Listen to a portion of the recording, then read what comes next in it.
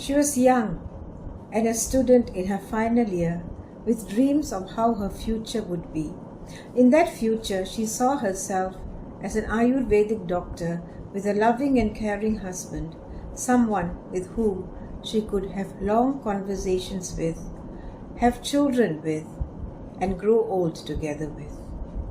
Then she met him, the man of her dreams. Her overjoyed parents married her off to this man that she had chosen and sent her bearing gifts to her husband's house. But the gifts weren't enough for a man of his stature, so he said, and thus began his abuse and her descent into hell, culminating with her being found in the early hours of June the 21st, 2021, hanging from the window of her bathroom. She was pronounced dead on arrival at the hospital. She had committed suicide at just 22 years old.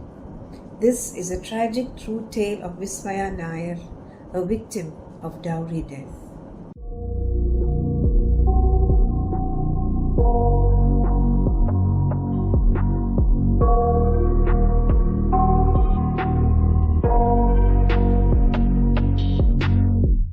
I got nightmares in my head, I fear that the thoughts build up until I can't hear, that my mind fills up into a creature, and it haunts me somewhere much deeper. Anxiety, filling up every space, no privacy, and silently, it could build and build until you finally see, whoa. Hello and welcome. I'm so happy to see you. I know that it's been a while since my last upload. The thing is, it took me a while to get this episode ready because the written judgment in this case is 400 pages long. But the episode is now ready and I hope that it will interest you and spur people on to reject the dowry system. First, a trigger warning. This episode contains elements of domestic abuse and suicide, so viewer discretion is advised. Today's tragedy is about Vismaya Nair. Vismaya was born to three Vikraman Nair and Sajita.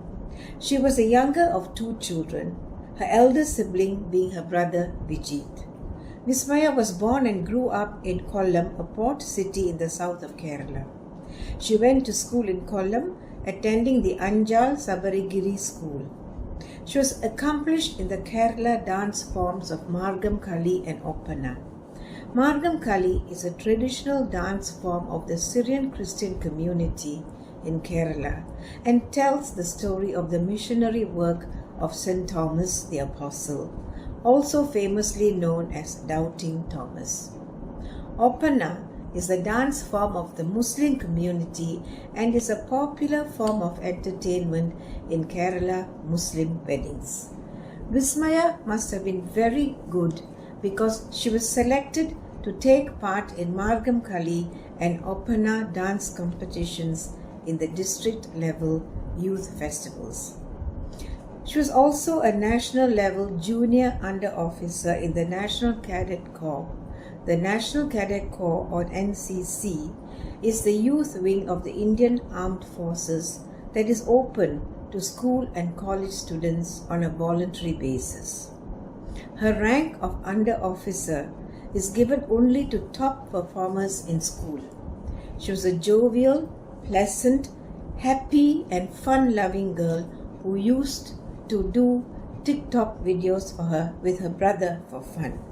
Vismaya's ambition was to be an Ayurvedic doctor, and so she enrolled for the BAMS, that is a Bachelor of Ayurvedic Medicine and Surgery course at the Mannam Ayurveda Cooperative College in Pandalam, Kerala. For those of you who are unaware, Ayurveda is a traditional Hindu system of medicine that has been in existence for 5,000 years and is based on the balance of bodily systems. Vismaya's BAMS course was a 5.5-year course, and in 2019 she was an undergraduate with hopes of graduating in 2021. Although Vismaya was still an undergraduate, her parents' thoughts inevitably turned to marriage, which is typical of Indian parents. in their minds, I suppose, a wedding ceremony in 2020, followed by a graduation ceremony in 2021, was an attractive idea because they would be done with their duty. So Vismaya's parents registered her name with matrimonial websites. The search was on for a suitable boy. Vismaya was on board with the idea. She managed her matrimonial portfolio because she wanted to choose her groom herself. Elsewhere in Kollam, Mr. and Mrs. Sadashivan Pillai were engaged in the same activity. They had registered their son Kiran Kumar on the same matrimonial website and were searching for a suitable girl for him. Kiran had studied automobile engineering at the National Institute of Technology in Kozhikode in North Kerala. At the time of this search for a suitable bride, Kiran was working for the Kerala government in the motor vehicle department as an assistant motor vehicle inspector. Kiran's profile was one of the many prospective marriage alliances that came to Vismaya, and as fate would have it, she chose Kiran Kumar. They communicated with each other, and apparently Vismaya was quite sure that Kiran was the one. According to Vijit, her brother, Vismaya decided to marry Kiran even before her parents approved the alliance. Your daughter likes the man, so what do? You proceed with the usual formalities of an arranged match. That's what you do. In any event, as arranged marriages go, Kiran was a suitable boy.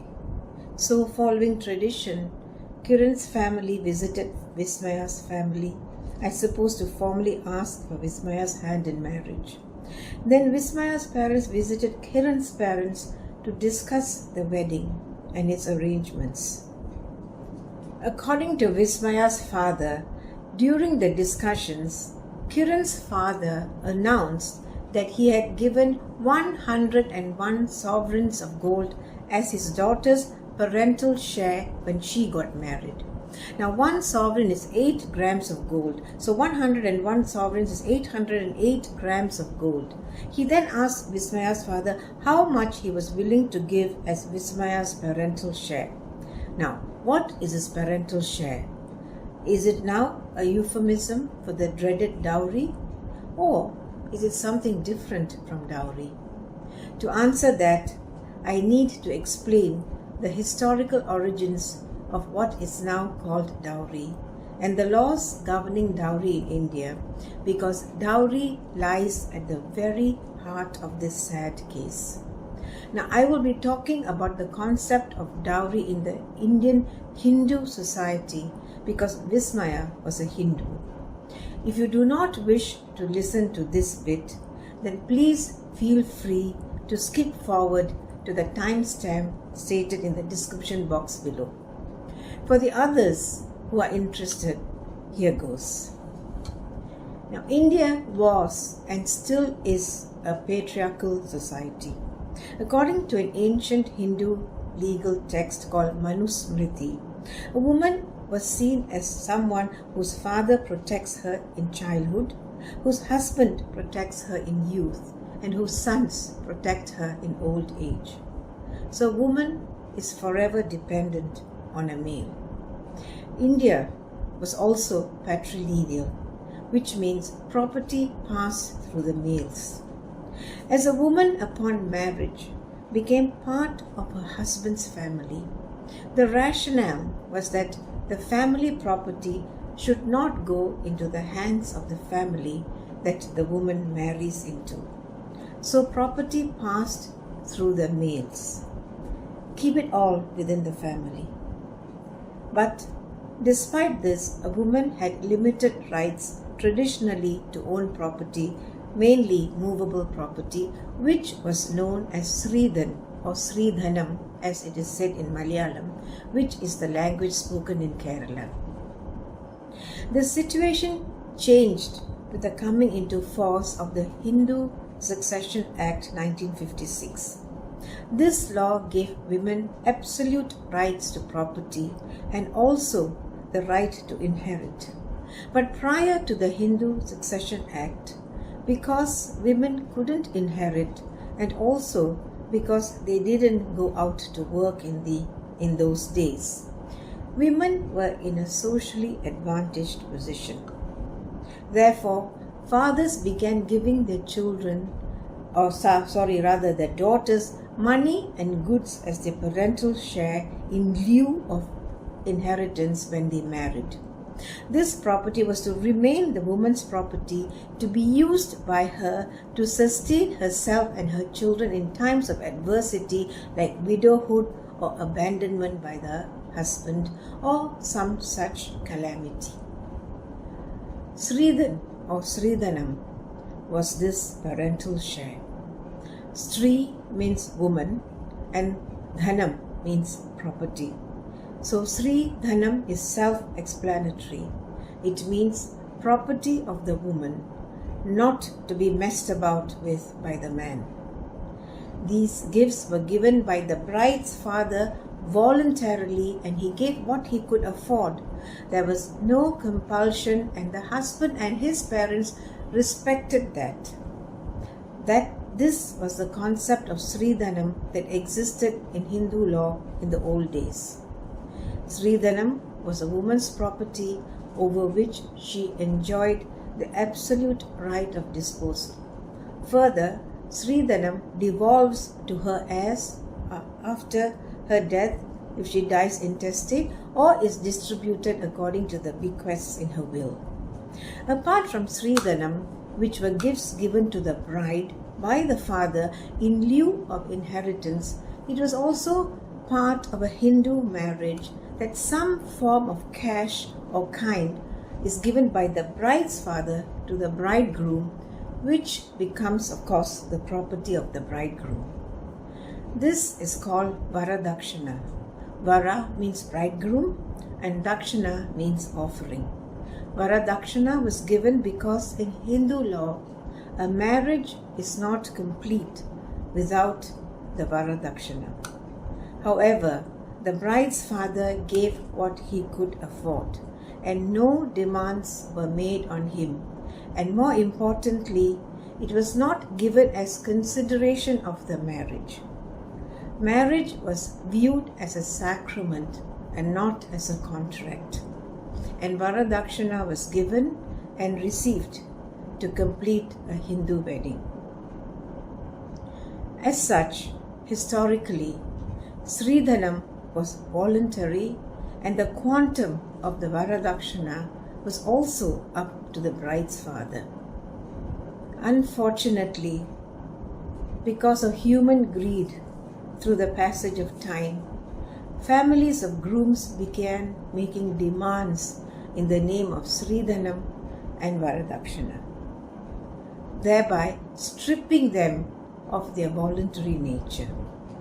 Because of this, the concepts of Sridhanam and Varadakshana transformed into the ugly social menace which is now called dowry. Dowry is therefore property obtained by grooms and their parents by demands, coercion, or pressure exerted on the father of the bride, which property was later in many cases appropriated by the groom and or his family to fill their own coffers.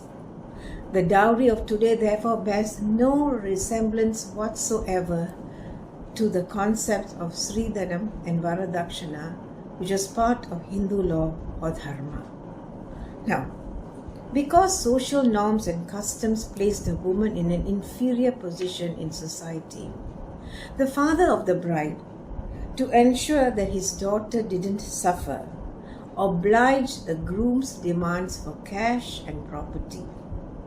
To make matters worse, husbands made continued demands even after the marriage, which most fathers had to oblige. The woman couldn't go back to her parents because of the social stigma that was attached to separated and divorced women. If the woman's father didn't, or couldn't pay, the woman was subjected to abuse mentally and physically, and in many cases they were brutally murdered. The most common method of murder was by burning the woman and came to be known bride burning.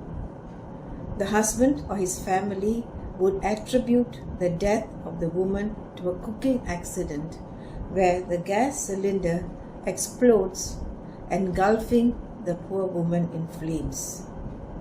The burning of brides got so bad that in 1961, the Indian Parliament passed the Dowry Prohibition Act. I'll refer to this as the Dowry Act. Under Section 3 of the Dowry Act, which was later amended to broaden its scope, it is an offence to give, take, or abet the giving or taking of dowry, either directly or indirectly, and the penalty is a term of punishment. Under Section 4 of the Dowry Act, it is an offence to make a demand for dowry before, at, or after the wedding. The Dowry Act applies across India to people of all religions. Now, what is significant is that Section 3, subsection 2 of the Act preserves the gift of Sridhanam.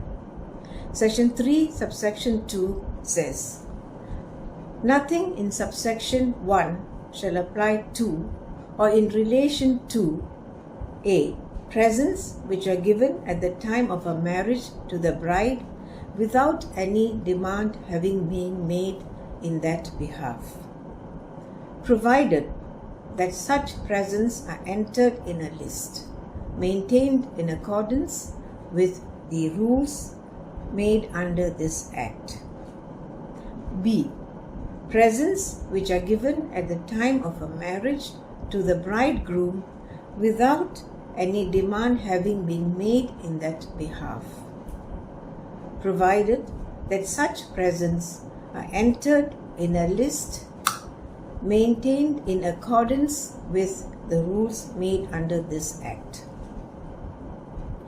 Provided further that where such presents are made by or on behalf of the bride or any person related to the bride, such presents are of a customary nature and the value thereof is not excessive, having regard to the financial status of the person by whom or on whose behalf such presents are given.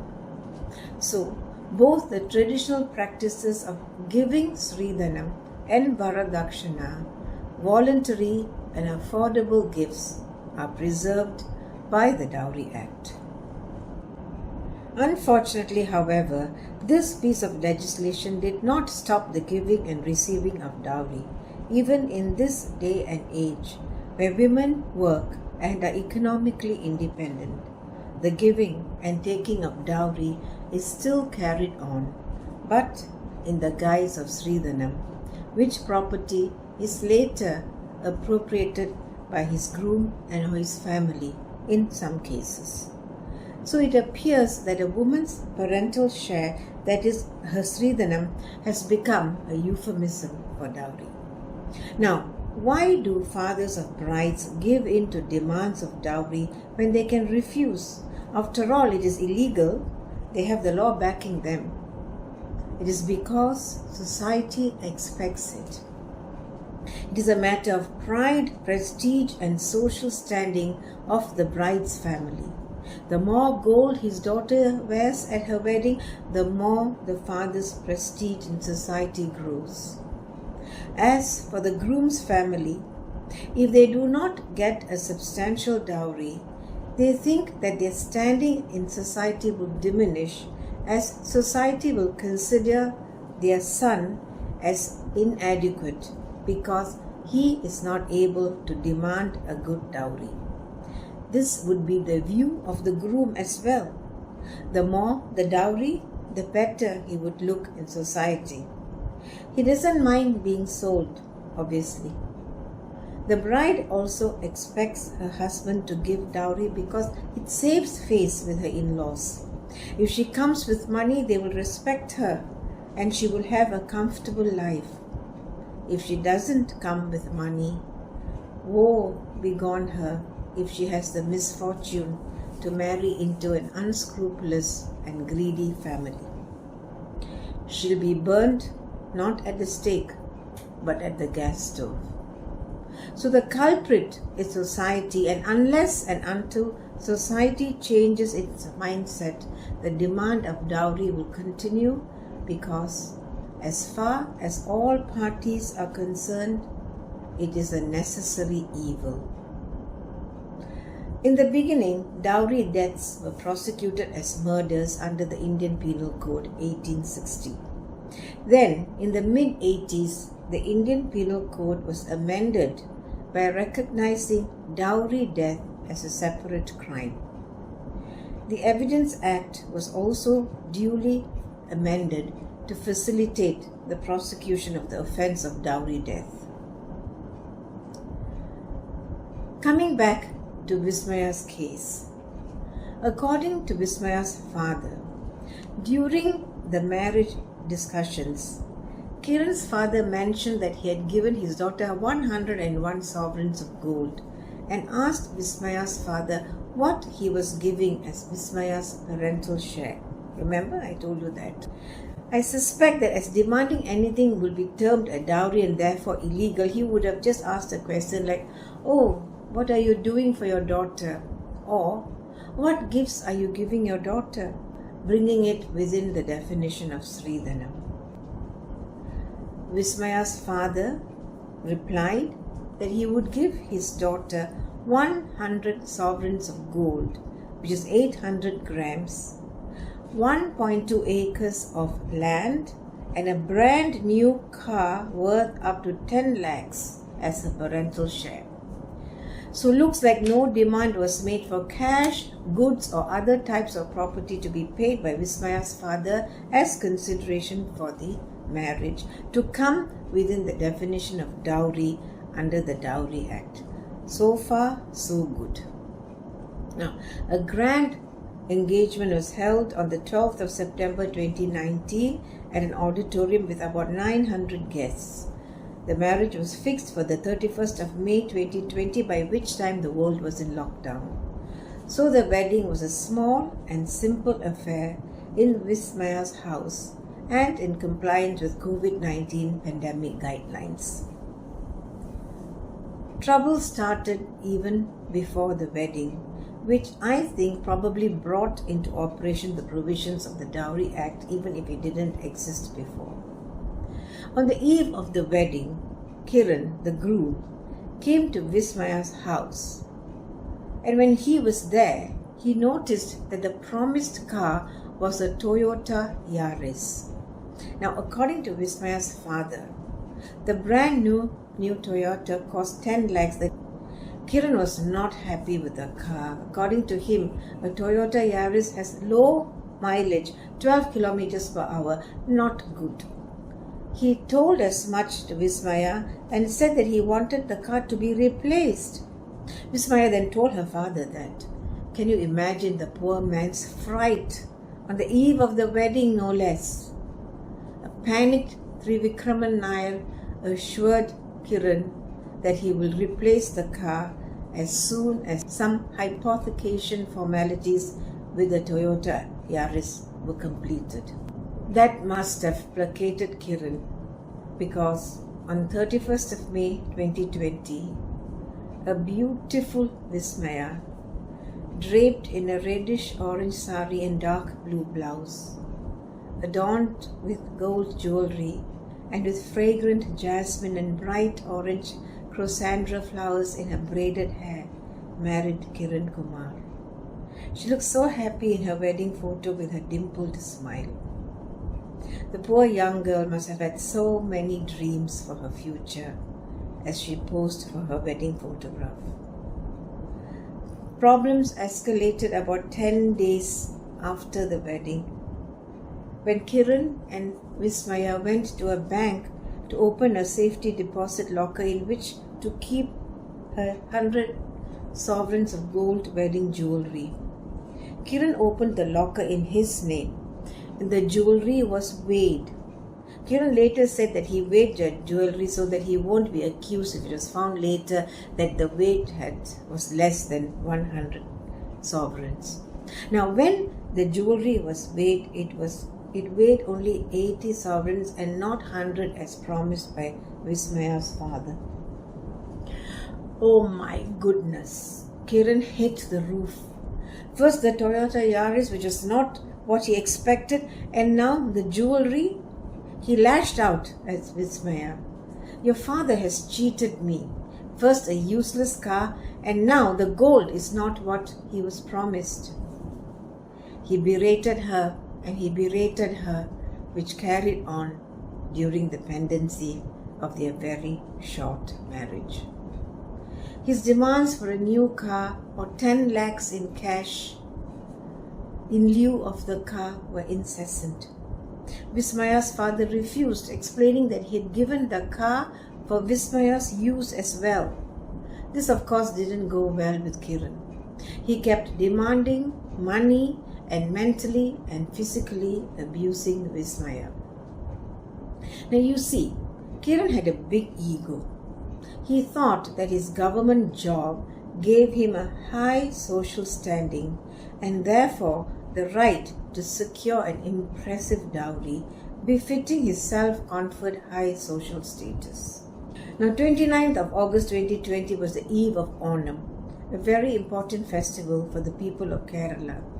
And both Kiran and Vismaya had gone Onam shopping in the Toyota Yaris.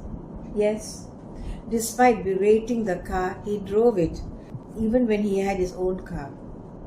On the way back, Kiran again brought up the issue of the car and the jewelry, and apparently he assaulted Vismaya, saying yet again that Vismaya's father had cheated him, had betrayed him. His dissatisfaction with the car must have been eating him up. He drove the car at a high speed and even knocked it into another car. When they reached a place called Chittumala, a frightened Vismaya somehow got out of the car, ran and took refuge in a stranger's house. How scared she must have been. From there she called her father to tell him what had happened. Her father called Kiran immediately, who was very rude to him. That evening, Vismaya's parents went to Kiran's house. I suppose to ask what the hell was happening, right? Now, according to Vismaya's father, Kiran's father told him to pay up what he had promised. Now, on another occasion, on the 2nd of January 2021, Kiran and Vismaya attended his sister's child's birthday party at which Kiran drank alcohol. They drove there in the Toyota Yaris. What else? The car he hated. They left for home late after that party. On their way home, Kiran changed route and drove towards Vismaya's house instead at very high speed. The distance from his sister's house to Vismaya's house was about 50 kilometers and they made it in 30 minutes. On the way, he knocked the car a few times. He didn't care. He didn't pay for it, right? It was after midnight when they reached Vismaya's house. Once there, he made a ruckus, causing Vismaya's brother Vijit to come out. The drunk Kiran is said to have beaten Vismaya in front of Vijit. When Vijit, her brother, tried to intervene, he was attacked by Kiran. Now, hearing this commotion, Vismaya's parents came out of the house and saw Kiran slap Vijit while Vismaya was crying loudly there. Not only did he slap Vijit, Kiran also dislocated Vijit's shoulder in the tussle between them. Kiran then verbally abused Vismaya's parents, telling them to keep the scrap car and the waste woman until her father made good on his promises. He also demanded the 1.2-acre land to be transferred. He then threw the gold chain that was gifted to him by Vismaya on the wedding day at Vismaya's father and left Vismaya's house. All this happened in front of the house, and some neighbors who were awakened witnessed the incident. Now, Vismaya's family filed a police report on the incident that very night, and the police actually apprehended Kiran and brought him to Vismaya's house, where Kiran verbally accused Vismaya's family. Vismaya told the police that she was physically abused by Kiran. Now, the police, however, suggested that the parties try and reach a compromise. Typical. Domestic dispute? Take care of it yourself. Kiran's colleague called Ajesh also came to Vismaya's house at that hour and told her father that Kiran would lose his job if he is charged with an offence. So he asked them to withdraw their complaint, which they did. They withdrew their complaint against Kiran, and Kiran stayed back in her parental home. However, she returned to her matrimonial home the next day, 4th of January 2021. You know this Vismaya. She was actually very fond of Kiran. From what I have read, this poor girl was probably in love with him. Over and above that, what we later understand is that she didn't want the social stigma of a separation to affect her family. So she returned to her matrimonial home. Now, on the 11th of January 2021, Vismaya's parents visited Vismaya's in-laws to invite them for Vijit's wedding.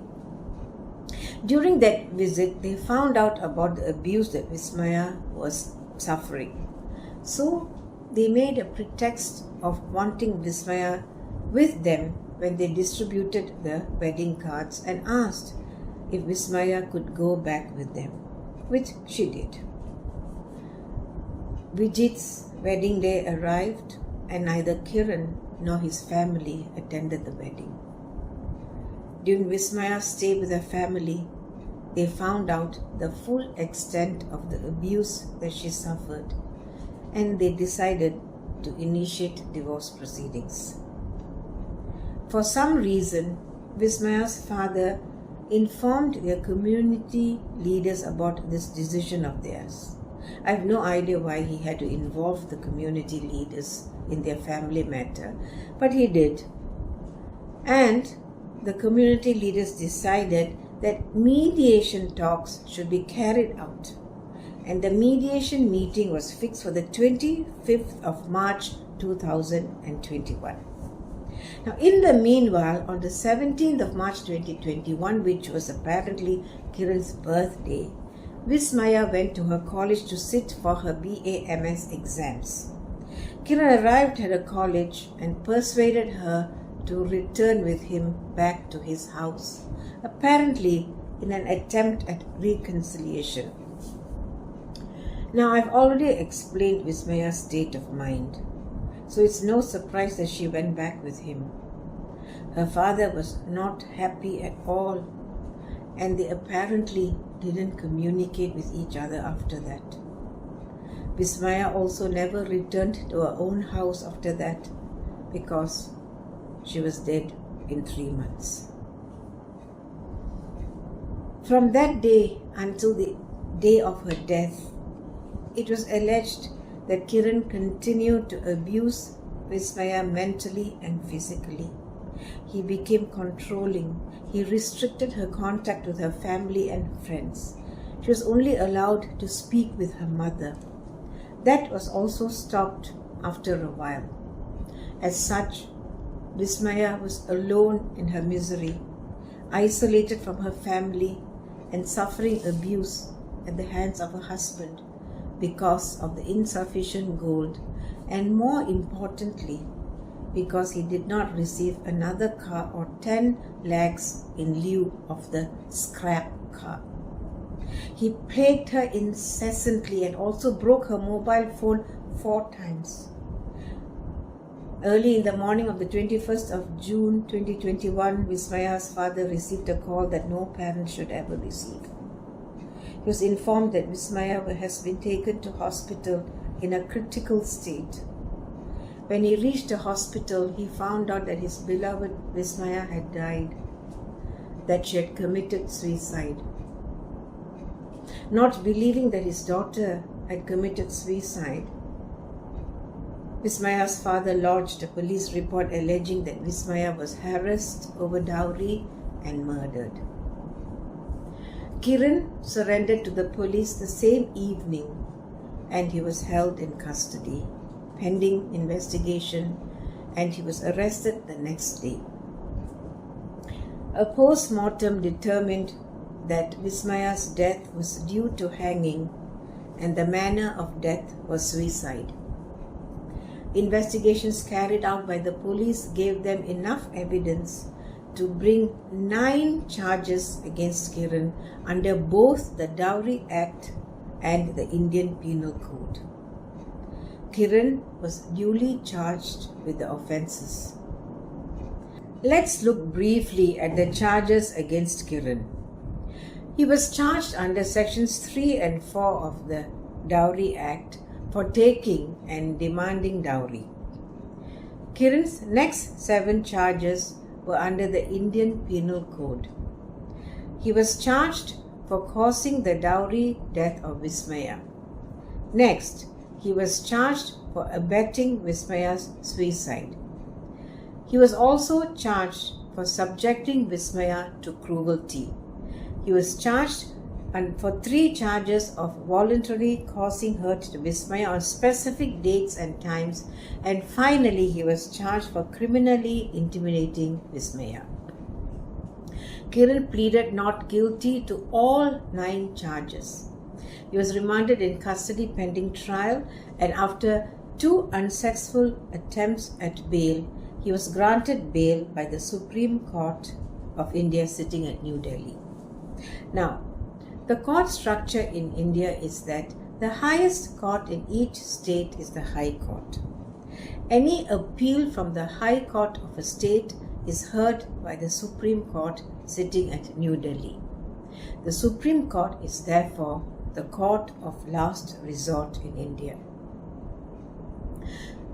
As for his job, after a 45-day probe by the Ministry of Transport, Kiran was found to have breached service rules and he was suspended from service.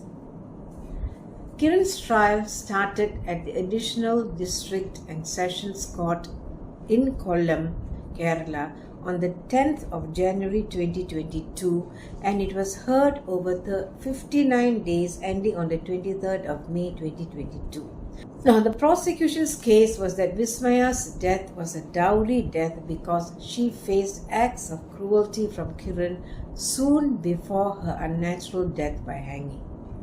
Kiran had a grand but false impression of himself as deserving of a grand dowry by virtue of his employment with the government. So he was unhappy with the gifts that Vismaya's father had given to her. Vismaya was taunted and harassed by Kiran, and she was subjected to mental and physical abuse by him on account of the deficit in the value of the jewelry and the Toyota Yaris, which he described as a scrap car. He also harassed her for not receiving a car or 10 lakh rupees in lieu of the car and prevented her from communicating with her father and brother. Faced with these demands and cruelties, Vismaya felt that she had no option but to kill herself. Kiran therefore abetted Vismaya's suicide by instigating her to commit suicide. Feeling cheated and betrayed by Vismaya's father, Kiran demanded the gifts that were promised by Vismaya's father. Not only did he demand dowry, he also took dowry when he put the gold jewelry in his own bank locker. The prosecution also relied on the incidents of the 29th of August 2020, the 3rd of January 2021, and the 17th of April 2021 to prove the allegations of voluntarily causing hurt to Vismaya. The prosecution alleged that Kiran, knowing Vismaya's feelings for him, played on her mind and compelled her to resume cohabitation on the 17th of March 2021 when he took her home from her college. The reason he took her back was to prevent his misdeeds on the 3rd of January 2021 coming into the open during the planned mediation talks on the 25th of March 2021. Apart from this intention, his intention was also to prey on her mind so as to compel her family to give in to his demands, which she did, as we shall see. To prove these 9 charges, the prosecution led evidence through 49 witnesses, most of whom were technical witnesses and official witnesses, including police officers, medical personnel, bank personnel, and personnel from the relevant mobile phone networks. And the prosecution also relied on 305 exhibits. Among the official and technical witnesses was the forensic surgeon who conducted the post-mortem on Vismaya. When police searched the bathroom, they found a razor and a razor blade on a windowsill. The forensic surgeon found multiple superficial linear wounds on the front of Vismaya's forearm, indicating that Vismaya, being right-handed, had slit her left wrist with the razor blade found in the bathroom. These were, however, superficial and simple cuts that didn't kill her. The post-mortem finding was that death took place sometime between 1 a.m. and 3 a.m. on the 21st of June 2021. The cause of death was hanging and the manner of death was suicide. The forensic surgeon also found some ante-mortem injuries on Vismaya. Now, a Dr. Shashikala was another prosecution witness. She was a professor and head of the Department of Forensic Medicine at the Thiruvananthapuram Medical College. Her testimony was that she visited the scene of the suicide on the 29th of June 2021 with a Dr. Seena, who conducted the post-mortem on Vismaya. She was one of the doctors. The visit was upon the request of the investigating officer, who was also present. Dr. Shashikala spoke to Kiran while she was there to clear any doubt that Vismaya's death was a suicide. According to Kiran, Vismaya, who was on drugs for ovulation, came into their bedroom on the night she died, complaining of abdominal pain. They had an argument about her usage of her phone, and he took her phone and he was doing something with it. They then had a quarrel, and his parents came up hearing the quarrel. It was about 2 or 2:30 a.m. His parents then asked Vismaya to go to the bedroom downstairs, but she didn't. While he was doing something with Vismaya's phone, he saw her go into the bathroom. He continued with his activity on the phone. Then, when he didn't see her coming out of the bathroom after some time, he knocked on the bathroom door. When there was no answer, he broke the door in and saw Vismaya hanging. He brought her down and tried to resuscitate her. By that time, his parents, hearing his cry, had come upstairs by that time, and they took Vismaya to the Padmavati hospital, where she was declared dead on arrival. Now, as for the events that preceded Vismaya's suicide on matters like the wedding proposal, the pre-wedding discussions, the wedding preparations, the wedding, and Vismaya's life after the wedding and before her death, the prosecution relied on the testimony of Vismaya's family, her friends, relatives, and acquaintances. In this respect, Vismaya's father testified about Kiran's father asking him what he was giving Vismaya by way of a parental share. Now, this was corroborated by a relative of theirs named Radha Krishna Kurup, who had accompanied Vismaya's family to Kiran's house the first time they went to discuss the preparations. Radhakrishna Kurup also testified that before the wedding, Kiran's father had told Vismaya's father in his presence that they wanted no dowry. All they wanted was for Vismaya to marry Kiran. Vismaya's father spoke of Kiran's anger towards the Toyota Yaris and how he appeased Kiran on the eve of the wedding, saying that he will replace the car as soon as the hypothecation formalities regarding the Toyota Yaris were finalized.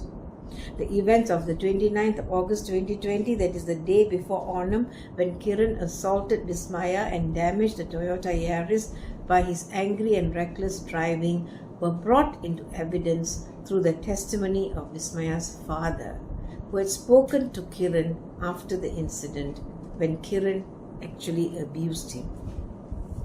Vismaya's father also testified that he went to Kiran's house after that incident and was told by Kiran's father to make good on the jewelry and the car.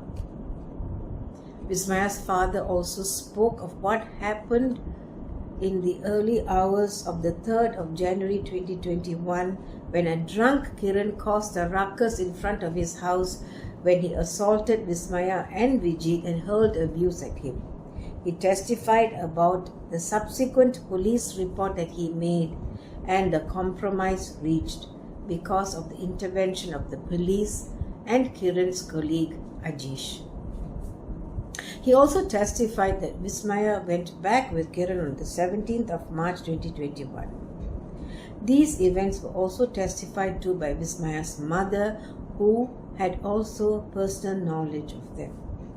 Both Vismaya's father's and mother's testimony was corroborated by their neighbor, who witnessed the ruckus caused by Kiran on that early morning 3rd of January 2021, and a woman named Shaila in whose house Vismaya took refuge after she was assaulted on the 29th of August 2020 also gave evidence. Kiran's father was called as a prosecution witness. He said that on the night that Vismaya died, both Vismaya and Kiran were in the bedroom. He heard Vismaya screaming at about 11:45 p.m. and he also heard Kiran's voice. When he went upstairs to inquire, Vismaya told him that her father had responded to her message in an unbecoming manner, and she said in tears that her father had abandoned her. She wanted to go to her father's house right away, but Kiran's father pacified her and told her that he would take her in the morning. Kiran also tried to pacify her. The father then left the room and went to sleep. He was awakened by someone knocking on a door. He went to Vismaya's bedroom and saw Kiran knocking on the bathroom door, calling out Vismaya's name. When there was no response, Kiran broke the door in and they saw Vismaya hanging. Kiran brought her down and tried to resuscitate her but failed. Kiran's father then helped Kiran sit on the bed, and that was then that Kiran found a suicide note written by Vismaya under the pillow. The note was later handed over to the police, but the police told them not to disclose the fact of the suicide letter to anyone. Kiran's father also denied that he had demanded any dowry from Vismaya's father. Now, another witness, a close relative of Kiran called Anil Kumar, was also called as a prosecution witness. He testified that he took Kiran's father to the Padmavati hospital the night Vismaya died, and there Kiran told him that Vismaya and he had an argument that night.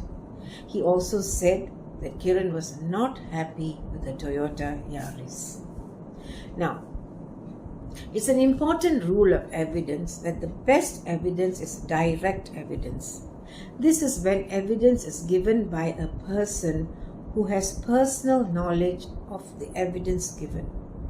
Now, in Vismaya's case, members of her family, her friends and her relatives were able to give such direct evidence only to matters pertaining to the marriage proposal, the pre-wedding discussions, the wedding preparations, and the wedding because they had personal knowledge of these events. The rest of the evidence necessary to prove the several charges under the Dowry Act and the Indian Penal Code came from Vismaya, the victim herself. All this evidence was contained in WhatsApp messages and recorded phone conversations between Vismaya and her family, relatives, friends, and an acquaintance, namely her mother, sister-in-law Dr. Revati, her childhood friend Vidya Murlidhar, and her husband, Kiran's sister Kirti, and a motivational speaker named Nivin Nirawat. Evidence was led through WhatsApp messages and recorded conversations between Kiran and Vismaya and between Kiran and his brother-in-law Mukesh Nair. Now, what is significant is that these people have no actual or direct knowledge of the abuse and harassment meted out to Vismaya by Kiran. Most of it happened between when Kiran and Vismaya were alone. The truth or otherwise of such evidence is solely within the knowledge of Kiran and Vismaya. So, when such witnesses are called, they can only say that Vismaya sent them WhatsApp messages saying this and that. Or they can say, oh, Vismaya called me on the phone and she told me this and she told me that. Now, evidence like that, like she told me this and she told me that, is not admissible because it is hearsay. It is hearsay because the person testifying has no direct or personal knowledge of the matters testified to.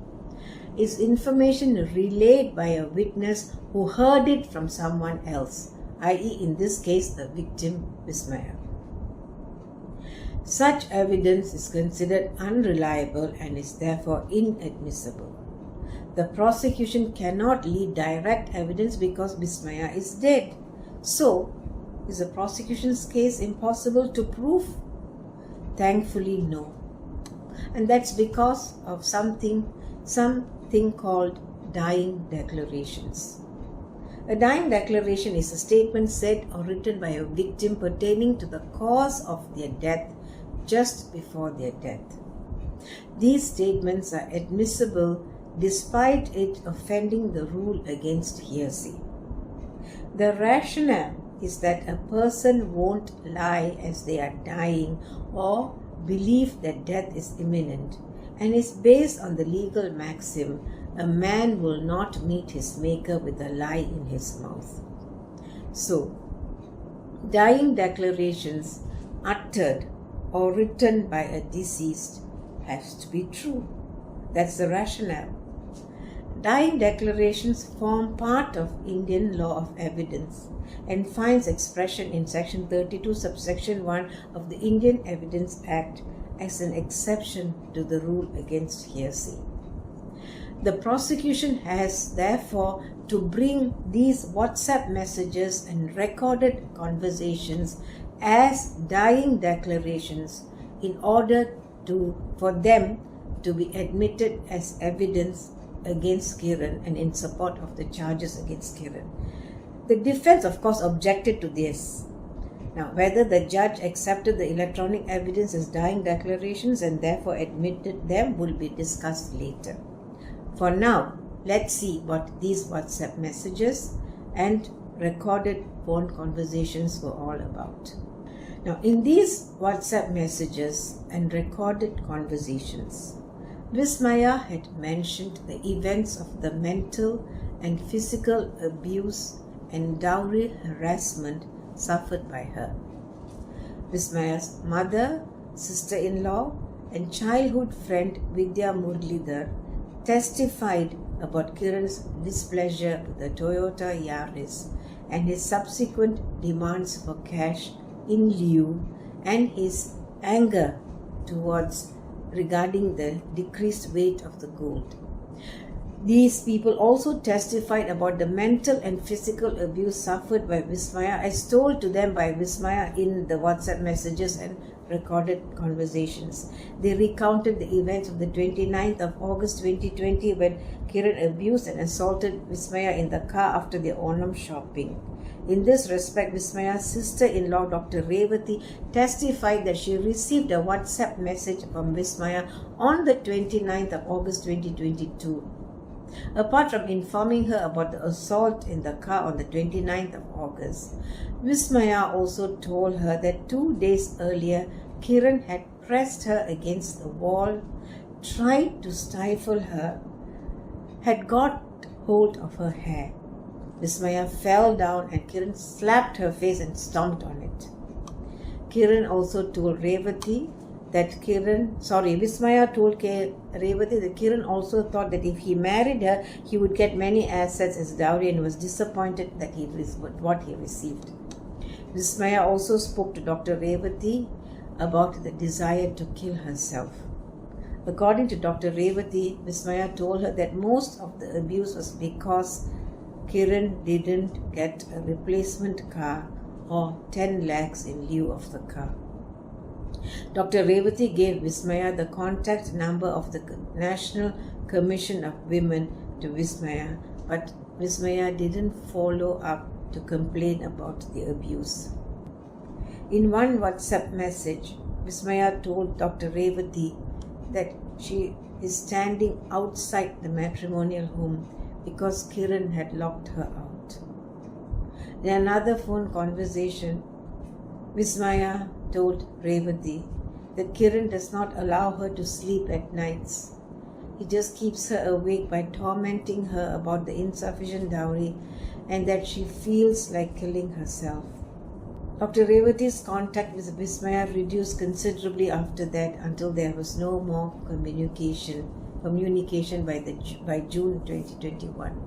Vismaya's mother, Sajita Nair, testified that before the marriage, Kiran's father had demanded dowry. However, because of lockdown restrictions, Vismaya's father was unable to make good on all that he had agreed to give. Not long after the marriage, Kiran and Vismaya went to the bank and Kiran applied for a bank locker in his name. This was verified by a bank officer at the trial. The gold jewelry was weighed and found to be only 80 sovereigns and not 100 sovereigns. This made Kiran angry. Kiran was also unhappy with the Toyota Yaris. All this information was told by Vismaya to her family.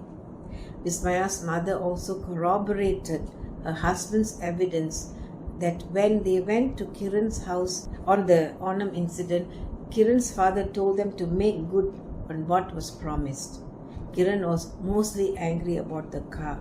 He wanted a suitable replacement or 10 lakhs in cash in lieu of the car. He also wanted the 1.2 acres of land to be transferred. Sajita also testified that the family then made a collective decision to end the marriage.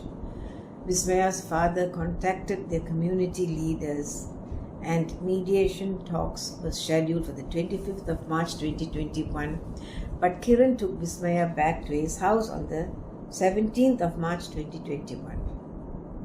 It is noted that after the 17th of March 2021, there are 33 phone conversations between Vismaya and her mother, starting from the 31st of March 2021 until the eve of her death on the 21st of June 2021. The contents of these phone conversations were brought into evidence through Vismaya's mother. In these conversations, Vismaya told her mother, among other things, that even though she had gone back to Kiran's house to resume the marriage, Kiran had continued to torment and harass her about making good on the dowry. She also told her mother of Kiran's intention of buying a Harrier car and asked her mother to give Kiran the money. She told her mother that she is suffering because of the abuse inflicted on her. At one stage, she even asked her mother if she was a valueless commodity. It appears that she even mentioned suicide to her mother, because her mother replied that suicide is not an option and advised her to adjust to life in a matrimonial home. Vismaya also sent a photograph of an injury inflicted on her by Kiran, which was instantly deleted.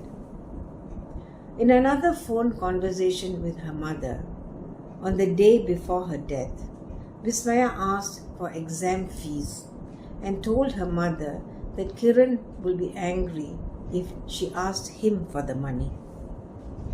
She told her mother that she wanted to return home because she couldn't live with Kiran on account of his harassment regarding the car and the jewelry. She said that she found it difficult to live with Kiran unless the assets were given to him. She then asked her mother to give Kiran whatever he wanted, because only then will the abuse end. Vismaya also told her mother that the only reason he took her back to his house on the 17th of March 2021 was because he was afraid of being charged with an offense for what happened on the morning of the 3rd of January 2021. According to her, Kiran himself told her that. After that, Vismaya was forbidden by Kiran to call her family with the exception of her mother.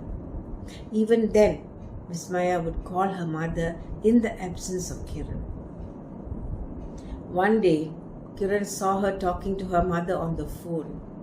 He grabbed the phone from Vismaya, hurled abuse at the mother, and told her not to call Vismaya ever again.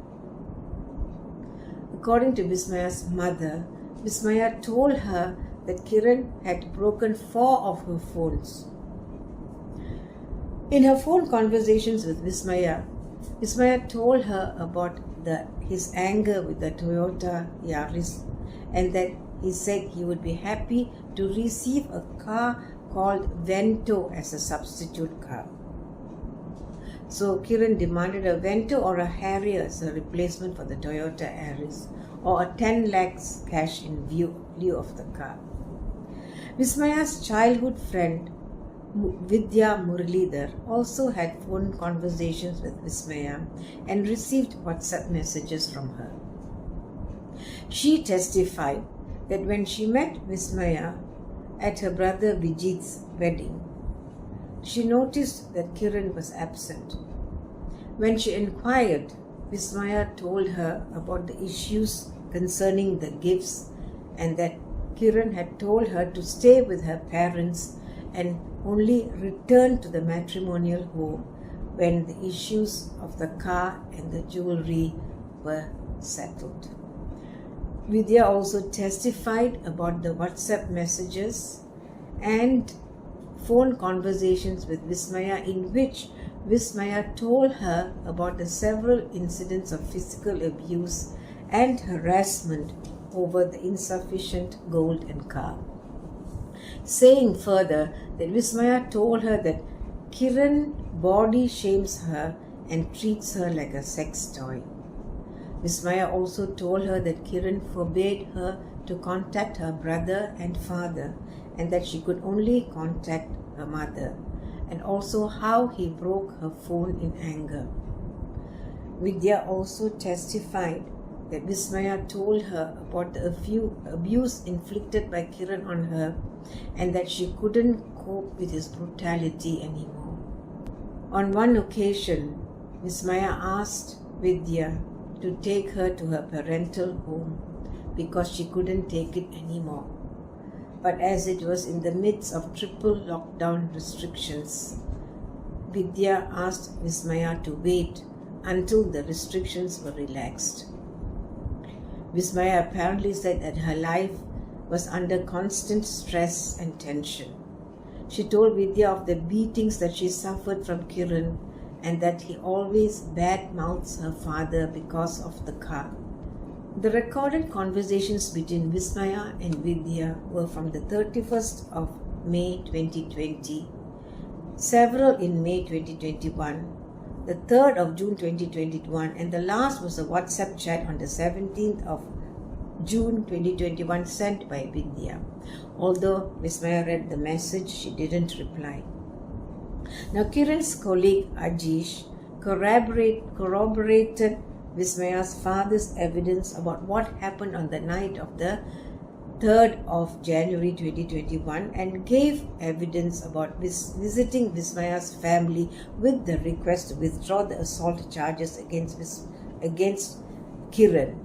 Otherwise, Kiran would lose his job, and that Vismaya's father obliged and withdrew the complaint.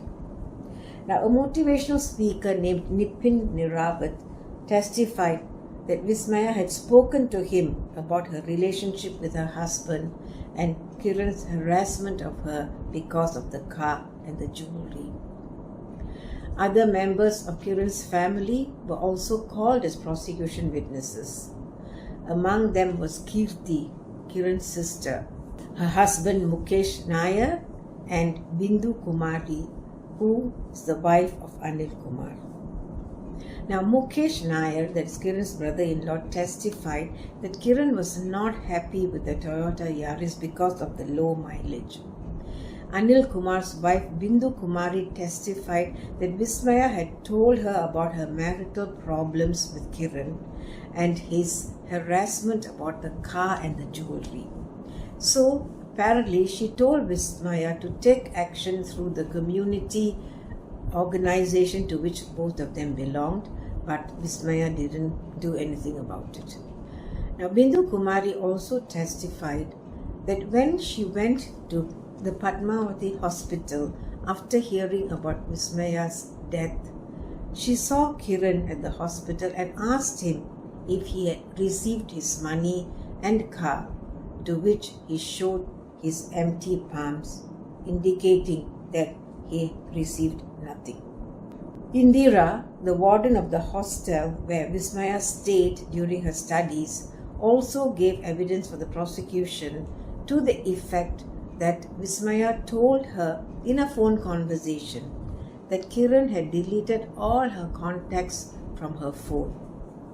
Vismaya also told her about the issues with the car and the jewelry, and that Kiran is especially angry over the Toyota Yaris.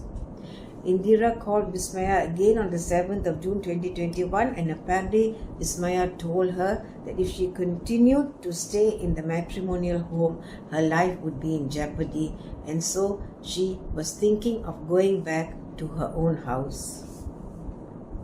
Now, Radha Krishna Kurup, a close relative of Vismaya's family, was present at the first meeting between Vismaya's and Kiran's families where they were discussing the arrangements for the wedding.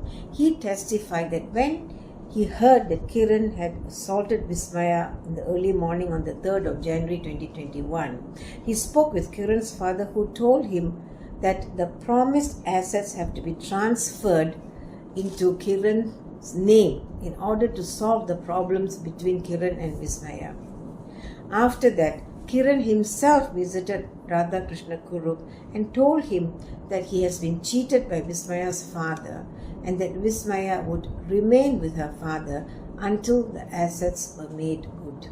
Kiran's sister Kirti was also another prosecution witness. She testified that she had received a series of WhatsApp messages from Vismaya on the 13th of June 2021 while she was in her father's house and Vismaya was upstairs. Kiran was not at home at that time. Now, I will read Kirti's testimony in Malayalam for Malayali viewers because the meaning of Vismaya's pleading words is best understood when read in the vernacular. I will translate the messages as I go along. ചേച്ചി ഒന്ന് രക്ഷിക്കണം. Please rescue me. കാല് പിടിക്കാം. I beseech you, I implore you. അനുജത്തി ആയിട്ട് കാണൂ എങ്കിലും please regard me at least as your younger sister. എനിക്ക് സ്വർണമോ പൈസയോ ഒന്നും ഇല്ല. I don't have any jewellery or any money. Kiran ഞാൻ പറ്റിച്ചു. I have cheated Kiran. എനിക്ക് എൻ്റെ വീട്ടിൽ പോണം. I want to go home to my parents. ചേച്ചി എന്നെ ഒന്ന് കൊണ്ട് അയക്കാൻ പറ. Please tell him to take me home. കാല് പിടിക്കാം ഞാൻ.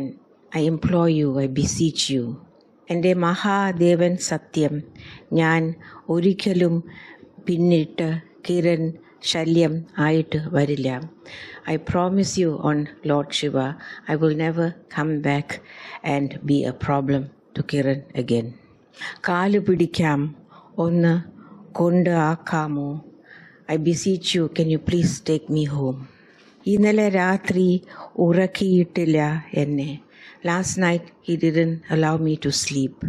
ഞാൻ ഇന്നലെ രാത്രിയിൽ 5:30 മണി ഉറങ്ങിയത്. I only slept at 5:30 a.m. അതുവരെ ദേഷ്യം അച്ഛനെ തെറി വിളിയും ആയിട്ട് ഞാൻ ഒന്നും മിണ്ടാതെ ഇരുന്നു. Until then he was angry and cursing at my father. I just sat quietly and said nothing. ജീവിതത്തിൽ സഹിക്കേണ്ട എല്ലാം ഞാൻ സഹിച്ചു. I've suffered everything that has to be suffered. അതിലും കൂടുതൽ സഹിച്ചു. I have even suffered more. ഇനി ഒന്നും തരാനില്ല, പൈസ ഒന്നും. I have nothing else to give, no money, nothing. ഞാൻ പോക്കോളാം. I'll go back. കിരൺ ദേഷ്യമായിട്ട് ഞാൻ ഇനി കിരണിൻ്റെ ജീവിതത്തിൽ വരില്ല. Kiran is angry. I will not come back to his life ever again. Orappa, definitely. God promise. Poor, desperate young girl. Kirti didn't do anything to help and she deleted the messages. They were later recovered and used as evidence. When Kirti was asked about these messages in court, she said that Vismaya later told her that she was pranking her, that it was all a big joke. Now, did Kirti seriously think that she would be believed? Well, the judge didn't accept her explanation. Now, what was Kiran's defense? What was his version? His version was that there was just some minor squabbles between them, as was usual between married couples. That he didn't demand anything after she returned with him to the matrimonial home on the 17th of March 2021. His defense was that Vismaya was very enthusiastic about becoming pregnant, and when she had an abdominal ache the night she died, her fragile mind thought that she was going to menstruate. She contacted her father, but her father behaved in an unbecoming manner, which the defense called a curse. Vismaya wanted to go to her father's house straight away. Despite his and his father's efforts to placate her, she was still very distraught. They told her to rest. Vismaya then apparently went into the bathroom. Now, when she didn't come out after a while, Kiran knocked on the bathroom door, but there was no answer, so he broke the door in as it was locked from the inside. His father arrived at that time. When he forced the door open, he saw Vismaya hanging. He quickly brought her down and tried to resuscitate her. Now, according to Kiran's version, his defense, Vismaya's father's reaction to Vismaya caused a deep sense of hopelessness in her, causing her to believe that she couldn't conceive due to her father's curse, the so-called curse. This hopelessness was extended to even believing that she would not pass her final exams. This caused so much distress to Vismaya that she just couldn't cope, even though Kiran and his father tried to pacify her. The feeling of hopelessness caused by her father's behavior made Vismaya to commit suicide, and that Kiran had nothing. He did nothing to make that happen. So it had nothing to do with Kiran. It had everything to do with Vismaya's father. Now, after they discovered that Vismaya was dead, Kiran found a suicide letter written by Vismaya. He got it from under a pillow.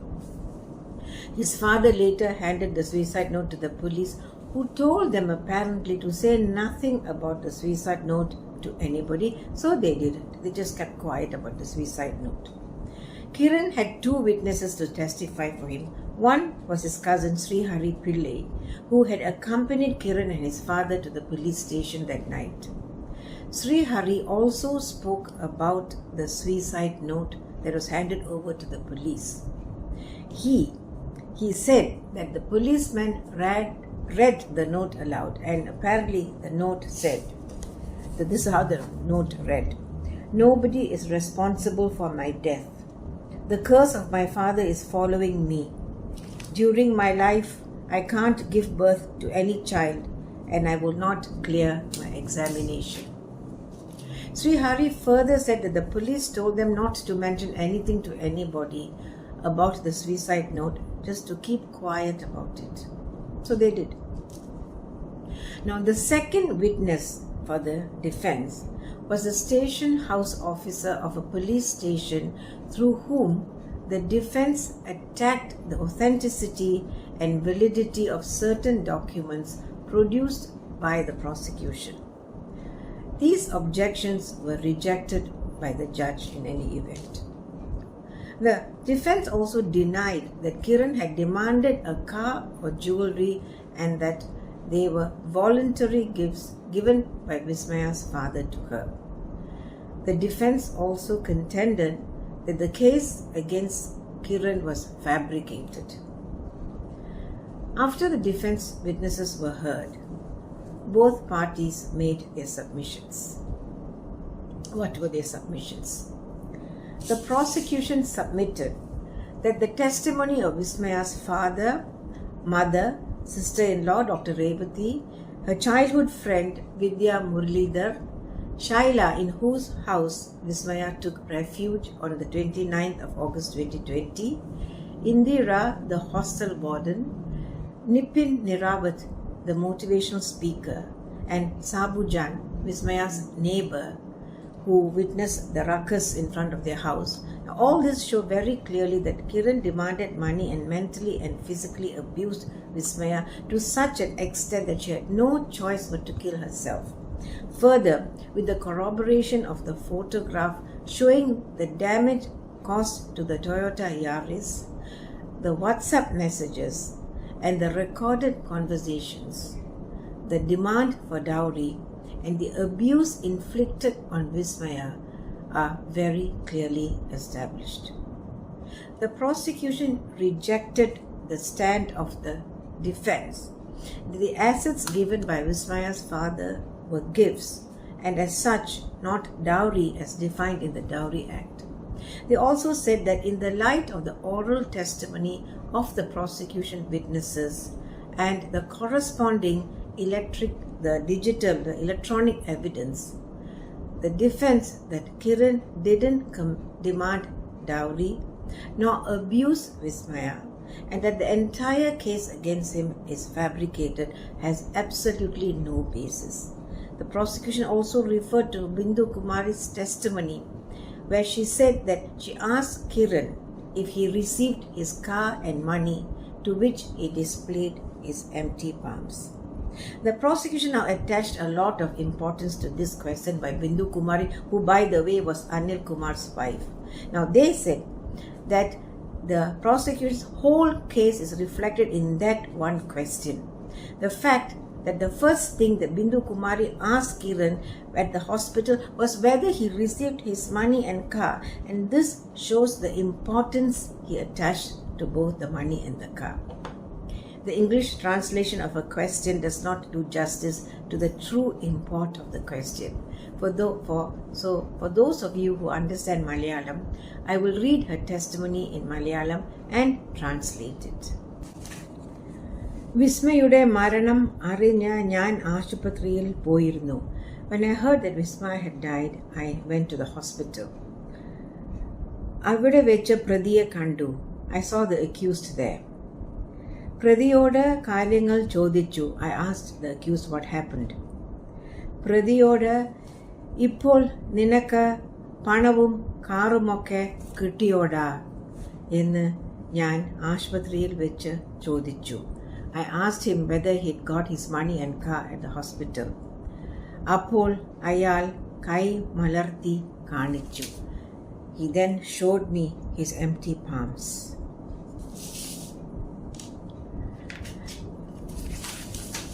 The prosecution submitted that all the evidence produced in court proves that Kiran is guilty of the 9 charges against him. The defense, on the other hand, attacked the police investigation, submitting that there was never any demand for dowry and that the propaganda and hype of the media didn't help Kiran's case. The defense also claimed that the police investigations were deeply flawed because, among others, the police suppressed Vismaya's suicide note. They alleged that the case against Kiran was fabricated, that the prosecution witnesses were not truthful, and the allegations of abuse were not specific nor precise, and there was no evidence to show that Kiran demanded dowry or abused and harassed Vismaya because of it. They said that Vismaya committed suicide because of her father's indifference to her. Incidents that happened on the 29th of August 2020 and the 3rd of January 2021 were actually instigated by Vismaya, who was apparently a crafty woman. On the 2nd of January 2021, that is when the ruckus was created, it was Vismaya's brother who caused the fight, not him. So as such, the prosecution has failed to prove its case against Kiran. Now, as I said before, the bulk of the evidence to prove the prosecution's case came from Vismaya, the victim herself. She was therefore the only person who could give direct evidence to prove the prosecution's case. But she was dead, and therefore it was not possible to call her as a witness. But her WhatsApp messages and recorded phone conversations were available to prove the charges against Kiran. The only way that the prosecution could bring in this electronic evidence was as dying declarations under Section 32, subsection 1 of the Indian Evidence Act, which provides an exception to the rule against hearsay.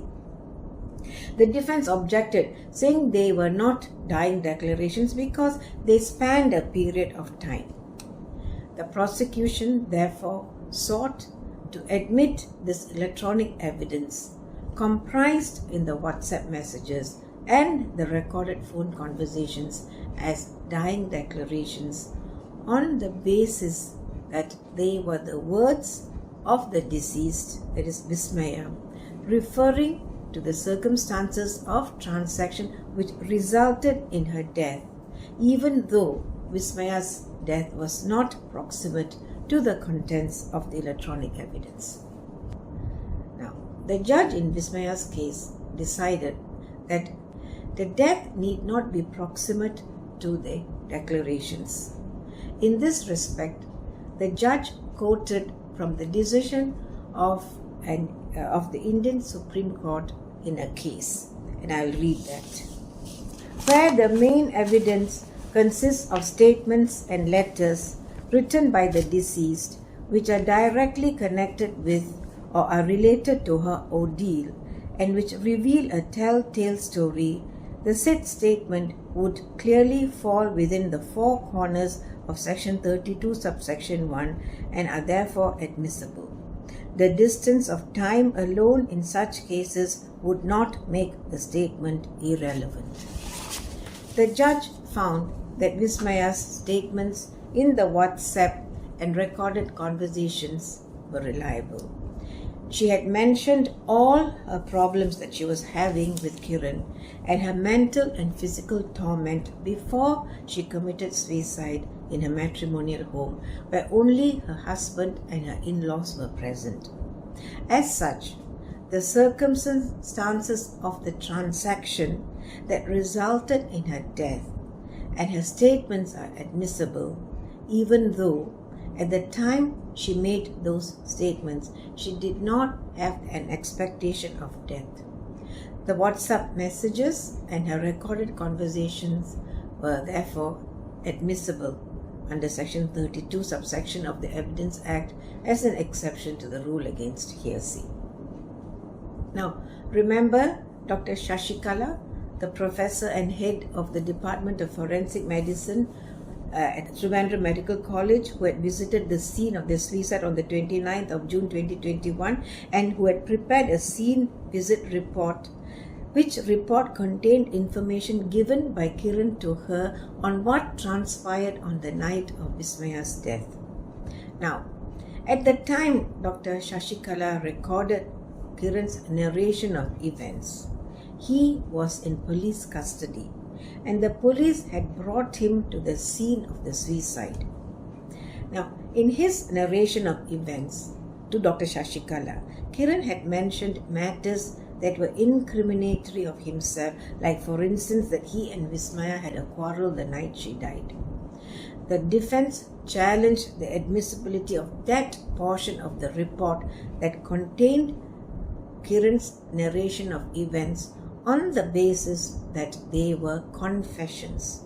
Now, whether these statements made by Kiran to Dr. Shashikala were admissions or confessions is significant.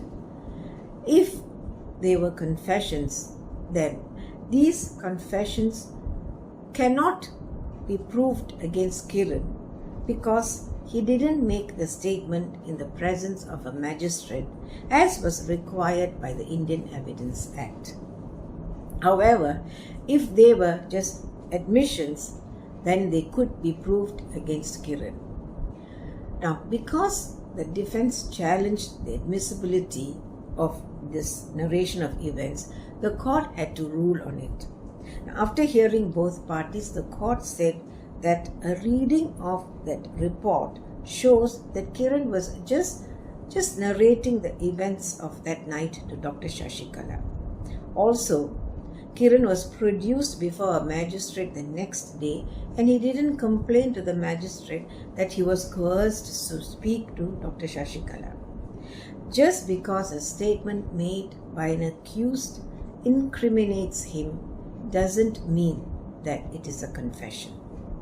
To be a confession, there must be an acknowledgement of guilt, which is missing in this particular narration of events.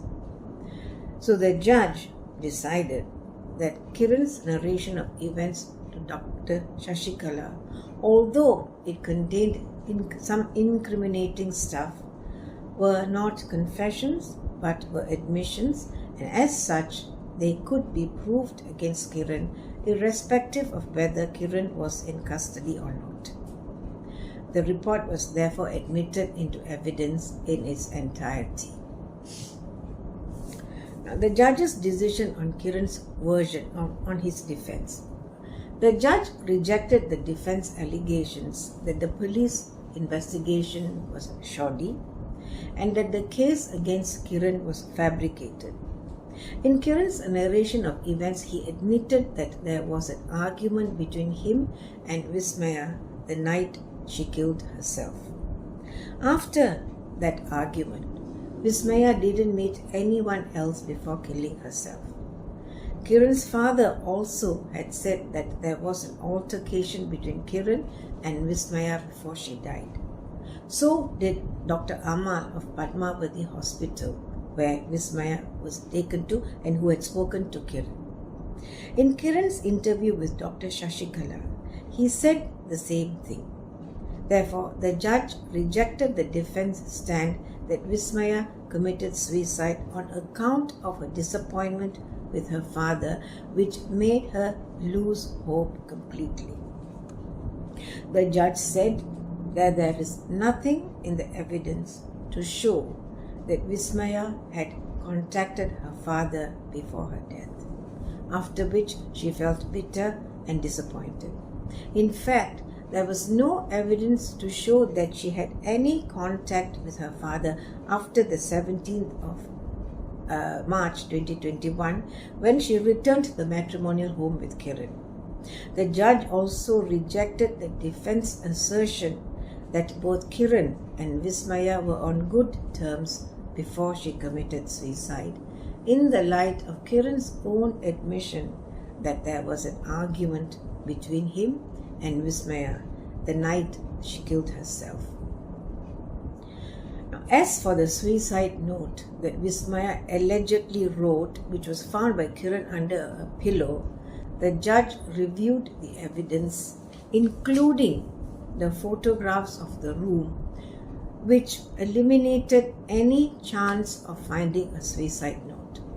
There was nothing to show that Vismaya had in fact written a suicide note before she died. The judge also didn't accept the defense version that Kiran didn't ask nor did he take any dowry. As such, Kiran's version of the matters in this case was rejected by the judge as being unsubstantiated by evidence. Now, has the prosecution proved its case against Kiran? The first charge against Kiran was for causing the dowry death of Vismaya under Section 304B of the Indian Penal Code. The four ingredients needed to make out a case under the Section 304B of the Indian Penal Code are: firstly, that the death of the woman must have been caused by burns or bodily injury or occurred otherwise than under normal circumstances. Secondly, that such a death must have occurred within a period of 7 years of her marriage. Thirdly, that the woman must have been subjected to cruelty or harassment at the hands of her husband soon before her death. And thirdly, that such a cruelty or harassment must have been for or related to any demand for dowry. So, there must be an unnatural death within 7 years of marriage, cruelty, and a demand for dowry. Now, dowry is defined in Section 2 of the Dowry Act as Section 2. In this act, dowry means any property or valuable security given or agreed to be given either directly or indirectly, A, by one party to a marriage to the other party to the marriage, or by the parent of either party to a marriage, or by any other person to either party to the marriage or to any other person at or before or any time after the marriage in connection with the marriage of the said parties, but does not include dower or maher in the case of persons to whom the Muslim personal law Shariat applies. So, in a case of dowry death, what the prosecution has to show is the proximity of the dowry harassment or cruelty to the woman's death. Under this section, dowry harassment or cruelty should be soon before the death. However, relying on Supreme Court judgments, the judge in Vismaya's case was of the opinion that soon before doesn't mean immediately before. The judge therefore decided that although Kiran did not make new demands for dowry on Vismaya after he took her back home on the 17th of March 2021, he continued to harass her with the old demands. These demands had not become spent. He repeatedly harassed her about the deficiency in the gold ornaments. It was a continuing process of demand. He restricted her communication with her father and her brother. He kept her awake at night with his demands. She claimed that he abused her physically. He locked her outside the house, and his mental harassment was ongoing and intense. She was scared of him and his volatile behavior. She even asked her mother, "Am I a valueless commodity?"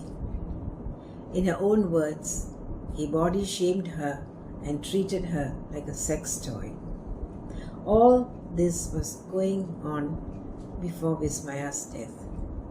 The judge therefore decided that, firstly, Vismaya committed suicide, and as such her death was otherwise than under normal circumstances. 2. Her death occurred within 7 years of marriage. In fact, it was just 13 months after her wedding. Number 3. Kiran subjected her to cruelty and harassment soon before her death. And fourthly, such cruelty and harassment was in connection with demands for dowry. As such, the prosecution had proved their case against Kiran in respect of the charge of causing Vismaya's dowry death.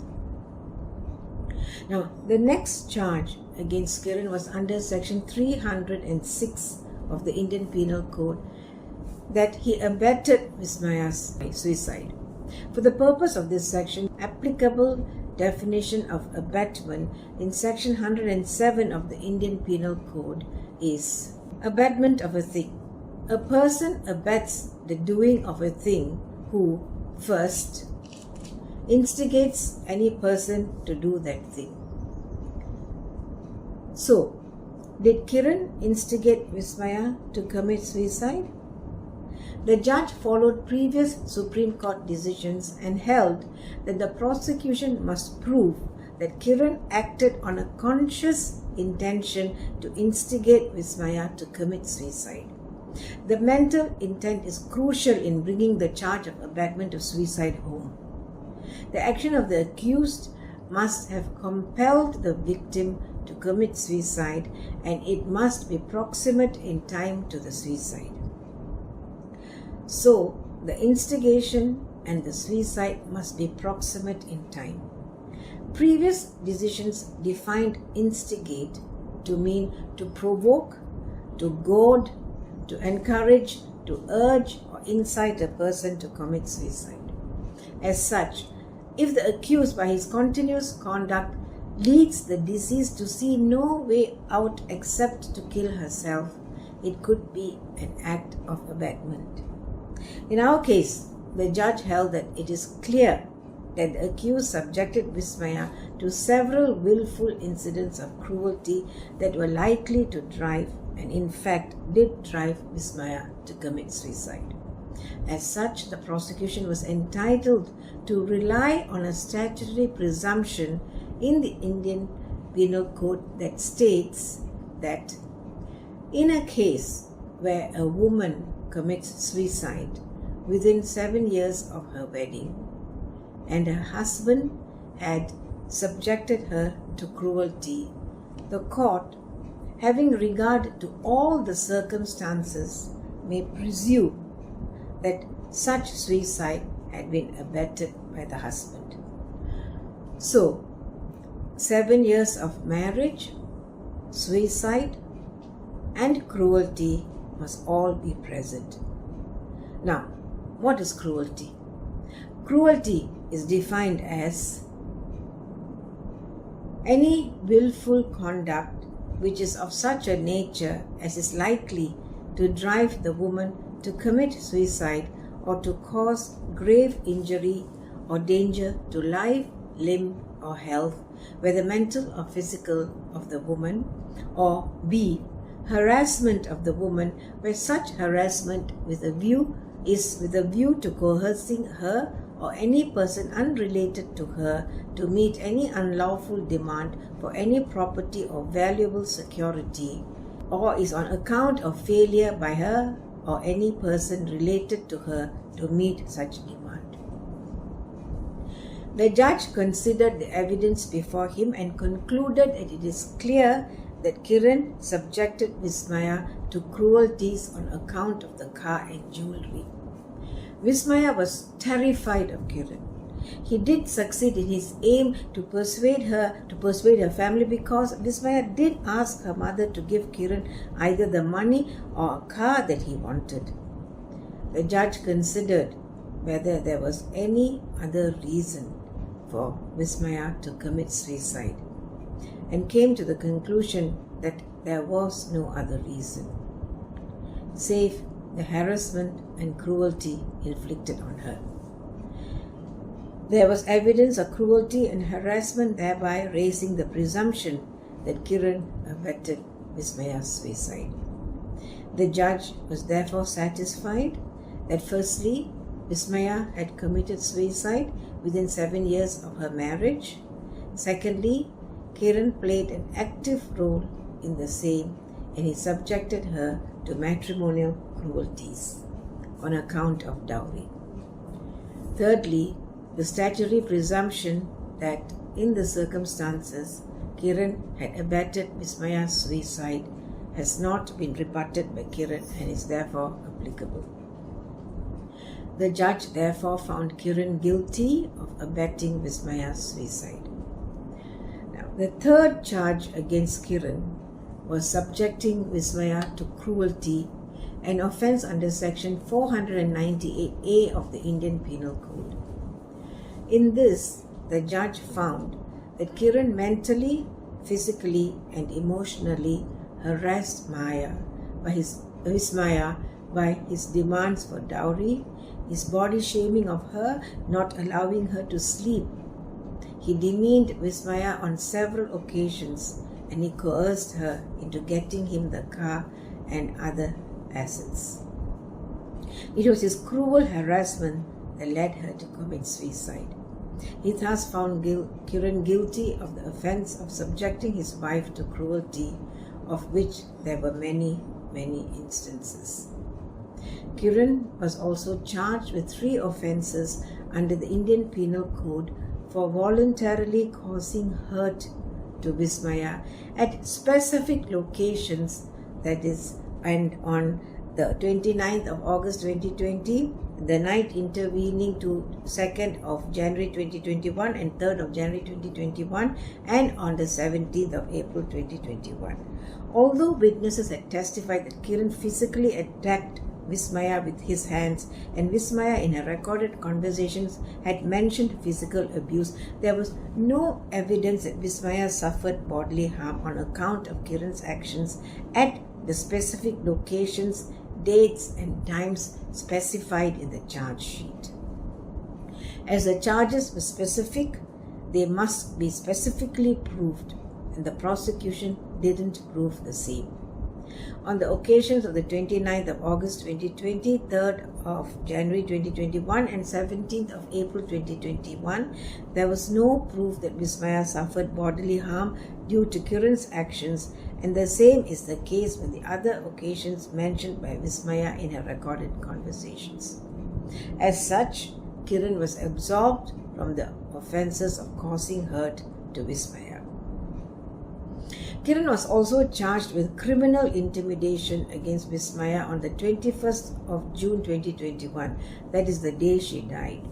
But the judge found that as the criminal intimidation were acts done in the privacy of their bedroom, it was difficult to prove the offence. As such, there was no evidence of such criminal intimidation wherein Kiran had threatened Vismaya with injury to her person with the intention to cause her alarm. Kiran was therefore acquitted of the said charge of criminal intimidation.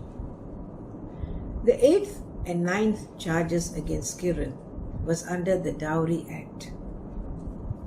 Kiran was charged under Section 3 of the Dowry Act for taking dowry, and under Section 4 with the offence of demanding dowry. So he was charged with both demanding and receiving dowry.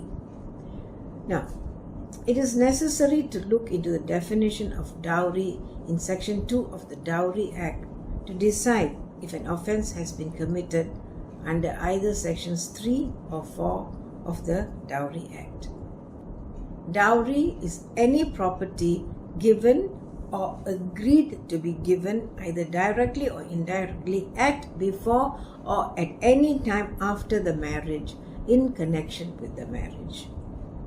The judge accepted from the oral evidence of witnesses and the digital evidence that Kiran had demanded a new car and that he had kept Vismaya's jewelry in his own locker. And there is no evidence that Vismaya ever took any jewelry out of the locker after that. So I suppose that the reasoning is that Kiran appropriated the jewelry when he put it in a bank locker opened in his own name. The evidence was also that he wanted a new car of his choice. This can be seen from the recorded conversations between Kiran and his brother-in-law Mukesh Nair on the 4th of January 2021, wherein Kiran informed Mukesh that he demanded a car and was assured that he would get it. In a recorded phone conversation between Kiran and Vismaya on the 6th of May 2020, that is even before the wedding, Kiran mentioned to Vismaya that he had informed them that he wanted a white Vento car, to which Vismaya replied that it would take a while to get the money for it. So, there was definitely a demand for dowry. In fact, at one stage of the same conversation, Vismaya told Kiran that he had been giving them so many different names of cars. Also, in his conversation with his colleague Ajish, Kiran complained about the insufficient quantity of gold ornaments given in connection of the marriage and how he was betrayed by Vismaya's father. All this shows that as far as Kiran was concerned, the so-called gifts were his. Now, the judge was satisfied that Kiran had created issues with Vismaya and harassed her with the intention of receiving a new car. In a phone conversation with Vismaya, he had told her that disagreements about car and jewelry are commonplace in a marriage and that he was unhappy with the car even before the wedding. In a recorded phone conversation between Vismaya and her mother after the wedding, she told her mother that Kiran had asked for a Harrier car that cost 10 lakhs as a replacement car. The judge therefore concluded that Kiran directly and indirectly demanded dowry and took it. As such, the judge found Kiran guilty of taking dowry under Section 3 of the Dowry Act and for demanding dowry under Section 4 of the same Act. So, Kiran was found guilty of the offences of causing Vismaya's dowry death, of abetting Vismaya's suicide, and subjecting Vismaya to cruelty, together with demanding and receiving dowry. Kiran was acquitted of the charges of voluntarily causing hurt to Vismaya and subjecting her to criminal intimidation on the ground that these offences had not been proved. Kiran's sentencing was on the next day, the 24th of May 2021. He was sentenced to 10 years of rigorous punishment for causing the dowry death of Vismaya, 6 years of rigorous punishment plus a fine of 2 lakh rupees for abetting the suicide of Vismaya, 2 years of rigorous punishment plus a fine of 50,000 for the offence of subjecting Vismaya to cruelty, 6 years of rigorous punishment plus a fine of 10 lakhs for the offence of taking dowry, and 1 year of rigorous punishment plus a fine of 5,000 rupees for the offence of demanding dowry. The sentences were to run concurrently, which means that they would be served at the same time. So a total of 10 years imprisonment, that was what he received. Further, a sum of 2 lakhs from the fine paid by Kiran was to be paid to Vismaya's parents as compensation. It is very tragic that a young life with so much to live for would choose death because she felt that life was so hopeless that nothing else could give her solace. What an extreme decision to make. People were shocked with news of Vismaya's dowry-related death because it was not expected in a state like Kerala, which has a high rate of literacy. In a 2021 survey, it was found that 96% of Keralites were literate. Further, even before the Hindu Succession Act 1956 was implemented, Kerala women could own property.